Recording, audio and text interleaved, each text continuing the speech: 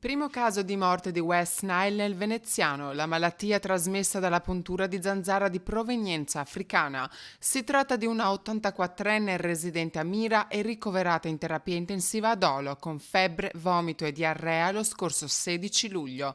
La paziente è deceduta domenica 31 luglio. Inoltre si registra un nuovo caso di West Nile a Campo Nogara. Questa volta ha colpito un 65enne ricoverato all'ospedale di Milano a causa del virus che gli ha provocato l'encefalite.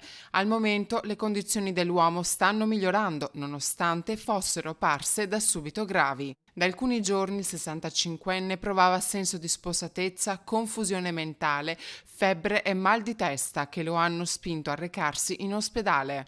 Dapprima è stato condotto al reparto di rianimazione ed è stato intubato. Si è inoltre proceduto ad una sedazione controllata per tenere sotto controllo la malattia.